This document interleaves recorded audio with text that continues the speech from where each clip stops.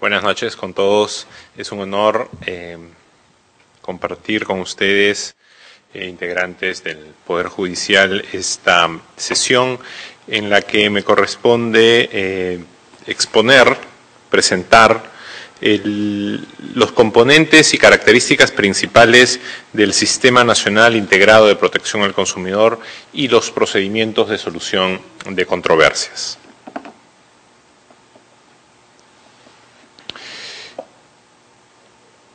Al principio de todos los años nos hemos encontrado y nos vamos a encontrar con noticias y titulares como los que estamos viendo. ¿Qué ocurre cuando un colegio privado es acusado, denunciado de cobros ilegales, abusivos o de cualquiera de las conductas que se encuentran expresamente prohibidas en la normativa especial que existe sobre la materia? ¿No es cierto? Pago adelantado de cuotas de enseñanza, obligatoriedad de compra en un determinado local de uniformes, direccionamiento para la compra de útiles o exigencias de similar naturaleza. Y no es raro que intervenga sobre esta materia el Ministerio de Educación, la Defensoría del Pueblo, la Fiscalía, el INDECOPI. Concurren diversas entidades públicas sobre este tema en particular. Y así en muchos de los casos que se presentan al conocimiento de la opinión pública.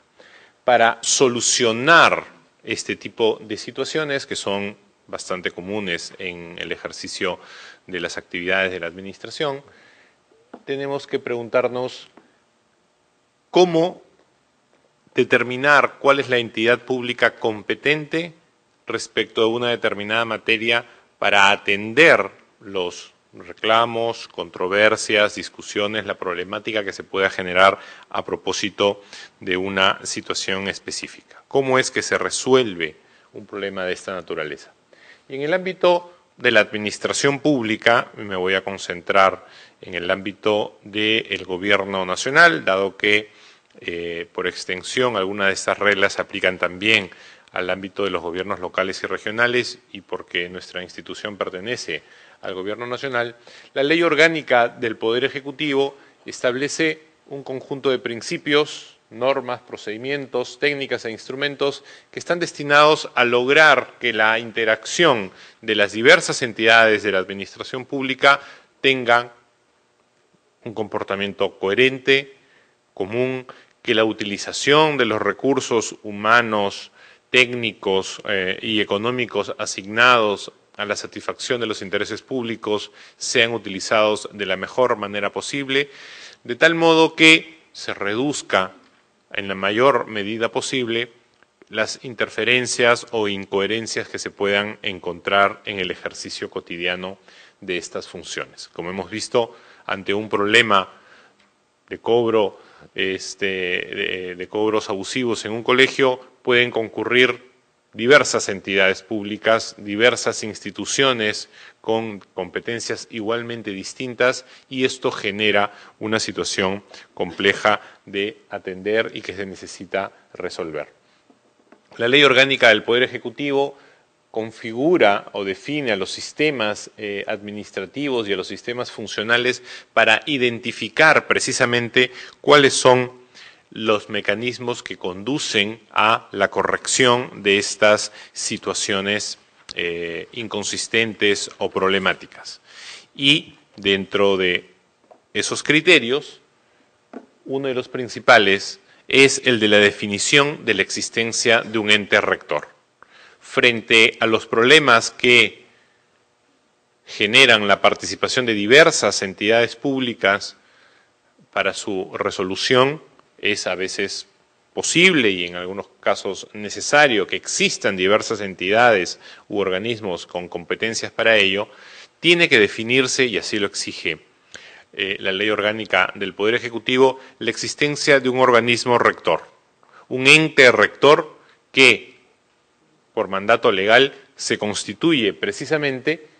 en la autoridad técnico-normativa a nivel nacional para fijar las normas y establecer los procedimientos y determinar la forma en que estas situaciones deben ser atendidas y que las disposiciones fijadas por ese ente rector sean de seguimiento obligatorio por parte de todas las entidades que se encuentran, en este caso, dentro del ámbito del Poder Ejecutivo. Y en ese sentido, el Código de Protección al Consumidor ha fijado la creación de un Sistema Nacional Integrado de Protección del Consumidor, ha creado un Consejo Nacional de Protección del Consumidor y ha determinado la existencia de una Autoridad Nacional de Protección al Consumidor. La enorme relevancia jurídica, económica y social que ha venido a adquirir la figura del consumidor y la necesidad de su protección exige que el ordenamiento jurídico le provea de un conjunto de garantías y seguridades que le permita precisamente fijar los ámbitos para su adecuado desarrollo y desenvolvimiento. En el transcurso del tiempo, y el Código de Defensa y Protección del Consumidor es, por el momento, el último hito de este desarrollo normativo que empieza específicamente a principios de los años 90, el cual configura este conjunto de mecanismos para asegurar la protección al consumidor. El Sistema Nacional Integrado de Protección al Consumidor, como su propio nombre lo indica, es el conjunto,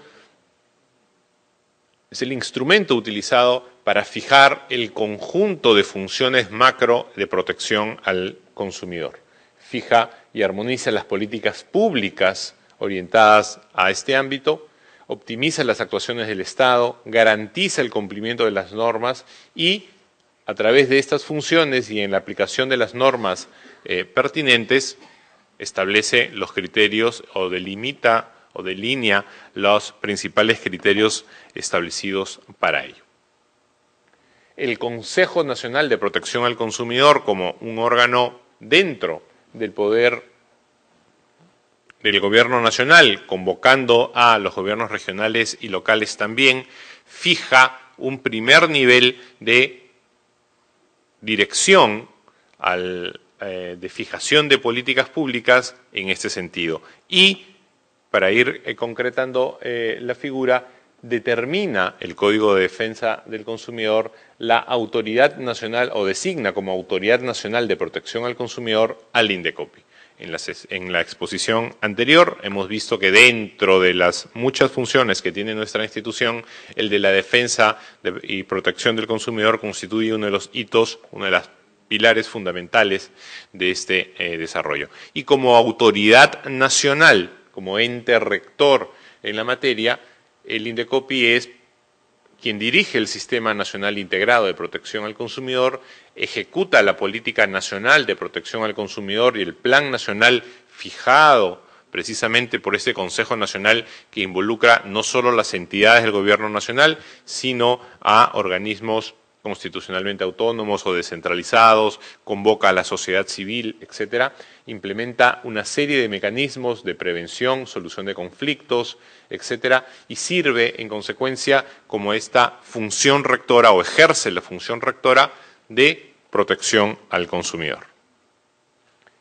En ese sentido, las principales políticas públicas de protección al consumidor están señaladas en el plan correspondiente, tienen el detalle en la presentación que se les ha repartido, y dentro de estas políticas públicas, sin duda alguna, el establecimiento y señalamiento de procedimientos idóneos para la solución de controversias en materia de protección al consumidor constituye uno de los ejes fundamentales del diseño de de toda institucionalidad en materia de protección al consumidor. La protección al consumidor y los mecanismos de solución de controversias sobre este particular contemplan diversos tipos de mecanismos, diversas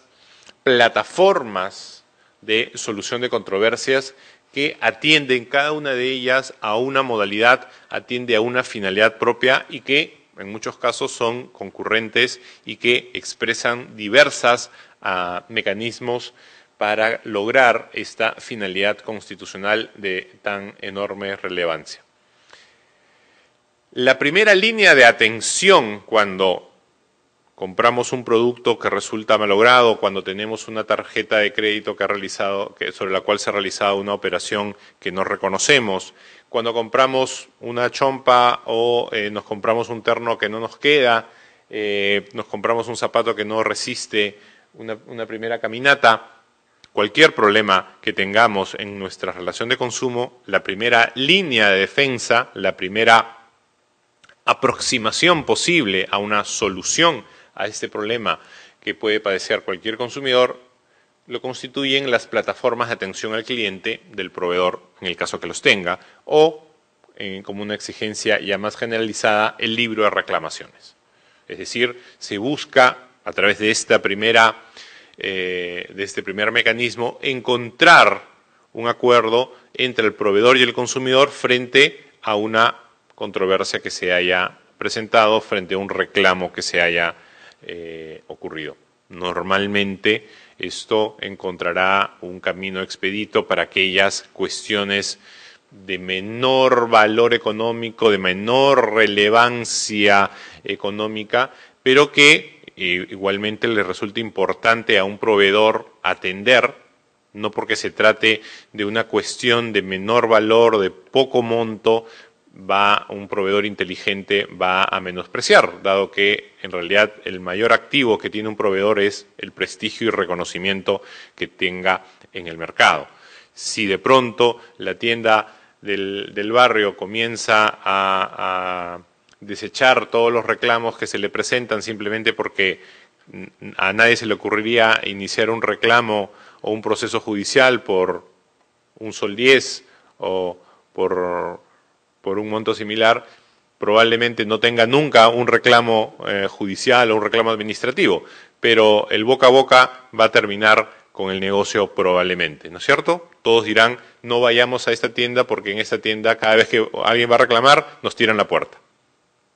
Entonces,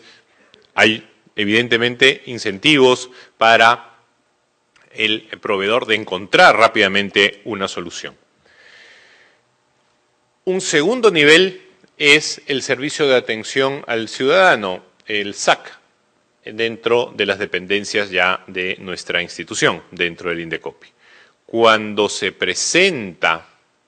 y esto está siendo objeto de una pequeña variación normativa que luego comentaré, cuando se presenta por parte del consumidor que no ha logrado atención de parte del proveedor y decide dar un paso más y presentar una denuncia administrativa o presentar un reclamo ante el INDECOPI, la primera acción que se toma no es iniciar el procedimiento, sino convocar a las partes involucradas y darles una nueva oportunidad para que encuentren una solución conciliada. Cuando esto ocurre, que se presenta en un buen porcentaje de casos, entonces el consumidor está satisfecho con su reclamo, el proveedor ha logrado la atención debida o ha brindado la atención debida y en consecuencia no hay necesidad, no hay lugar a continuar eventualmente con un procedimiento de reclamo dado que el objetivo ha sido ya satisfecho. Cuando eso no ocurre y el procedimiento debe continuar, nos damos un pequeño salto, dejamos el arbitraje para una nota a pie de página más adelante y se iniciarán los procedimientos correspondientes ante los órganos del INDECOPI. Como regla general, ante la Comisión de Protección al Consumidor en la sede central de nuestra institución o ante las oficinas desconcentradas de nuestra institución a lo largo de todo el país. Y este es un verdadero procedimiento administrativo, un procedimiento administrativo de naturaleza sancionadora, como lo ha fijado con claridad el Código, y sobre la cual recaen por supuesto, la aplicación de todos los principios y todas las normas propias del procedimiento administrativo con las especialidades que la legislación fija sobre el particular. Entonces, un procedimiento de naturaleza administrativa, de raíz sancionadora, donde ante la verificación de una infracción por parte del proveedor a las normas de protección al consumidor, recaerá sobre él, en caso se compruebe, una sanción administrativa. Pero, profundizando la pregunta formulada anteriormente, no solo una sanción. Cabe también, dependiendo de los casos correspondientes, la aplicación de medidas correctivas. Las medidas correctivas,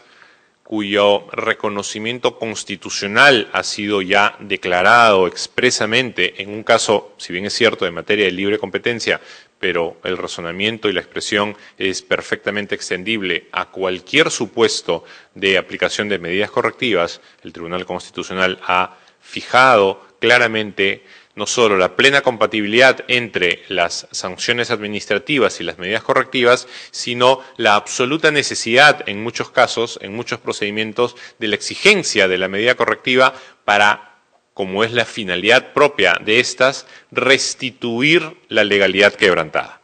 Cuando un proveedor vende u otorga, vende un bien o presta un servicio que no es idóneo, está quebrando un deber legal. Y por lo tanto, al quebrar ese deber legal, se ha hecho merecedor del reproche correspondiente que se va a verificar a través de la imposición de la sanción de la multa respectiva. Pero mantener esa situación de ilegalidad al no brindar el servicio o el bien en condiciones idóneas sería casi tanto como pagar por la ilegalidad. Entonces, la sanción, que es el estímulo negativo o el estímulo para que no se produzcan los comportamientos, debe venir acompañada con la restitución de la legalidad quebrantada, en este caso el incumplimiento del deber de idoneidad. Es lo mismo que ocurre en el caso de una municipalidad que descubre la construcción ilegal, ¿no es cierto?, de un muro que ocupa la vereda, el retiro en la calle. Se hará acreedor a una multa el propietario que ha construido en extensión de su propiedad, pero además hay que demoler el muro. Si alguien construye un piso más del autorizado por la licencia respectiva, se tendrá que multar y además está en el deber de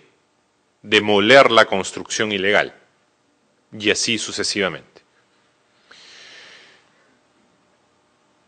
Y por supuesto, luego de los procedimientos administrativos, el camino abierto constitucionalmente al Poder Judicial a través del proceso contencioso administrativo, que es la regla general de control jurisdiccional de la actuación del Indecopi, está evidentemente reconocida y aplicada. Había mencionado que nos dábamos un salto y dejábamos en paréntesis al arbitraje de consumo, porque el arbitraje de consumo es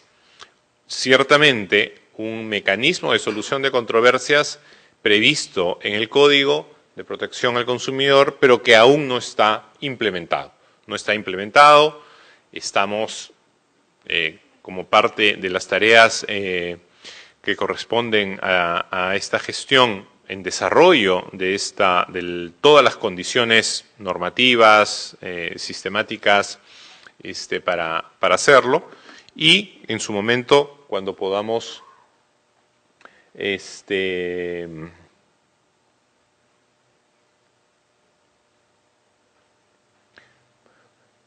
¿podemos ingresar en el punto de arbitraje de consumo, por favor? ¿Lo tiene? No. Bueno,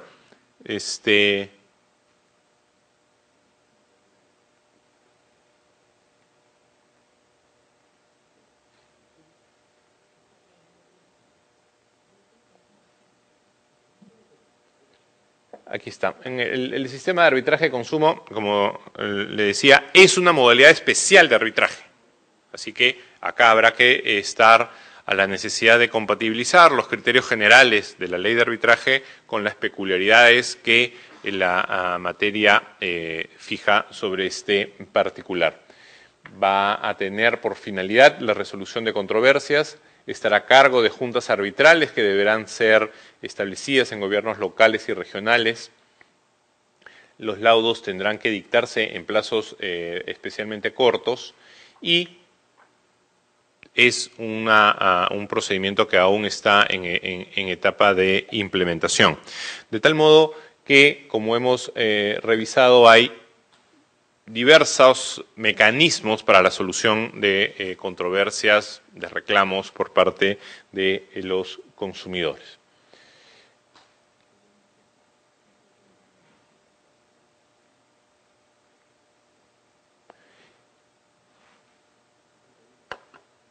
El principal y más llamativo de estos mecanismos es sin duda el procedimiento administrativo en materia de protección al consumidor, donde ya luego de agotada las etapas previas de posibilidades de conciliación o búsqueda de una solución negociada entre el proveedor y el consumidor, decide presentar una denuncia. La naturaleza estrictamente sancionadora del procedimiento administrativo en materia de protección al consumidor hace que necesariamente la configuración de este procedimiento esté regido, valga la redundancia, por los principios generales aplicables al procedimiento sancionador. Como regla general, el procedimiento ordinario tiene dos instancias. La primera se lleva a cabo ante la Comisión de Protección al Consumidor y la segunda ante la Sala de Defensa de la Competencia especializada en estas materias, y la duración promedio o la duración legal de los procedimientos es de 120 días hábiles para cada etapa procedimental. En estos casos, sin duda, la Comisión de Protección al Consumidor, al momento de emitir la resolución de primera instancia e imponer una sanción o una medida correctiva, tiene la posibilidad de ver cuestionada esta decisión por parte del afectado y, ante la interposición del recurso de apelación, acudir ante la Sala de Defensa de la Competencia. Es las reglas comunes del procedimiento ordinario. Tenemos, a partir de la vigencia del Código de Defensa del Consumidor, un procedimiento especial, que es el llamado procedimiento sumarísimo, que busca establecer un procedimiento abreviado, más rápido, de menores exigencias procedimentales, en principio, para la atención de casos en los que determinadas materias y casos en los cuales la controversia no supere un determinado monto de UITs, que son 3, puedan encontrar un procedimiento especial.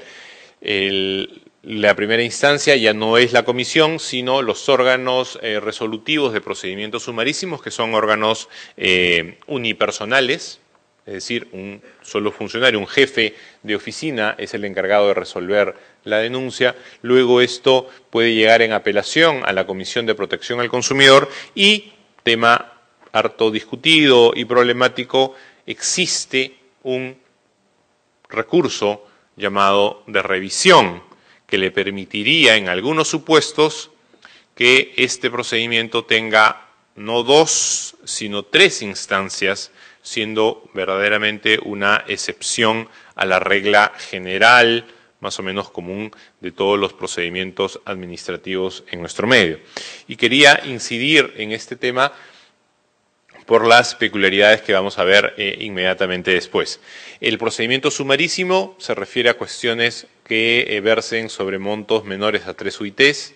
a temas referidos a requerimientos de información no brindados, a casos de métodos abusivos de cobranza,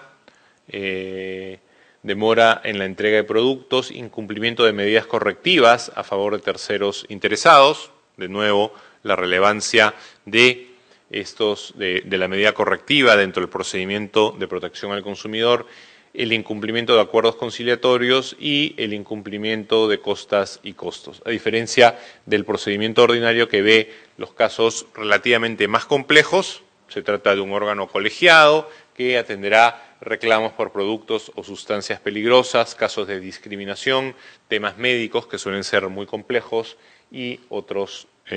temas ahí señalados. El recurso de revisión en el procedimiento de protección al consumidor es un tema problemático del Código de Defensa del Consumidor. Para empezar, el procedimiento sumarísimo tiene por finalidad, según el propio Código, atender los casos, que son el mayor número de ellos, que tienen montos relativamente pequeños, que son los más comunes, y que no suelen ser tan complejos como aquellos reservados al procedimiento ordinario. Y sin embargo, a diferencia de todos los demás procedimientos, en este caso podrían haber hasta 3 instancias, con todas las demoras y complejidades que esto puede llevar. Y se le llama recurso de revisión y parecería que estuviera conectado de alguna manera con el recurso de revisión diseñado por la Ley del Procedimiento Administrativo General. Sin embargo, las diferencias son sustanciales. Si bien es cierto, comparten el hecho que este recurso de revisión, el de la Ley del Procedimiento Administrativo General y el del Código de Protección al Consumidor, va a permitir que exista una última instancia administrativa con competencia nacional que resuelva una determinada controversia, una determinada materia. El problema está, o los problemas están en que la configuración del recurso de revisión de la Ley del Procedimiento Administrativo General se asemeja más, o parece ser más, una especie de segunda apelación, dado que no hay ningún tipo de limitación del conocimiento material que pueda tener esa tercera instancia, mientras que el recurso de revisión diseñado por el Código se parece más, y así lo ha señalado jurisprudencia de la propia Sala, a los fines propios del recurso de casación. ¿No es cierto? La unificación de criterios interpretativos y jurisprudenciales, o la atención al cumplimiento de los fines jurisprudenciales, es lo que orienta a la existencia del recurso de revisión en el procedimiento de protección al consumidor. Entonces,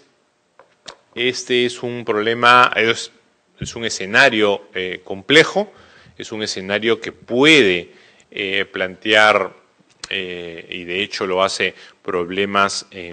interpretativos, porque este recurso de revisión no suspende la ejecución de la resolución, no siempre el porcentaje de improcedencias es bastante alto, hay una serie de problemas, los plazos de impugnación no suelen ser demasiado extensos, no son extensos, es el común de 3 meses para acudir al Poder Judicial. En fin, hay una serie de cuestionamientos y problemas en este escenario. En fin, hay algunas reglas sobre la solución de conflictos de competencia, y también en la presentación hay un diseño con las especificaciones de cada uno de los mecanismos de solución de controversias que hemos visto y que hemos reseñado rápidamente. Solo para concluir, quisiera mencionar que como corresponde a una finalidad constitucional especialmente relevante, como es el de la protección al consumidor, los mecanismos legislativos, normativos que se han diseñado para su atención suelen y pueden ser de diversa naturaleza. Hemos visto que conforme se ha ido desarrollando la protección al consumidor se han incorporado diversos mecanismos y diversos niveles de atención. Desde la fijación de políticas públicas a partir del Consejo Nacional de Protección al Consumidor, que involucra al gobierno nacional, a los gobiernos regionales y locales, a los gremios empresariales, a las asociaciones de consumidores, en fin, que fijan políticas públicas para el cumplimiento y protección al consumidor, hasta el diseño de mecanismos de solución de controversias. Y dentro de los mecanismos de solución de controversias, diversos tipos, sean de naturaleza negociada, la conciliación y el acuerdo directo entre las partes, mecanismos de naturaleza arbitral, que entre paréntesis podría permitir, por ejemplo, la orden de los mandatos de indemnización, que no están previstos para la autoridad administrativa, y procedimientos de naturaleza sancionadora, procedimientos administrativos de naturaleza sancionadora. La complejidad de la protección al consumidor, el crecimiento de la economía, que trae consigo el incremento, la multiplicación de las operaciones comerciales, evidentemente, y por supuesto, el incremento de la posibilidad de existencia de controversias en cada una de esas operaciones genera la necesidad de encontrar o de fijar diversos mecanismos de protección al consumidor. Una breve reseña de estos mecanismos es lo que hemos presentado y la finalidad del INDECOPI como ente rector es precisamente fijar las reglas generales y básicas para su adecuada protección. Yo sin más que agregar y, por supuesto, dispuesto a atender cualquier pregunta, quedo muy agradecido por vuestra atención. Muchas gracias.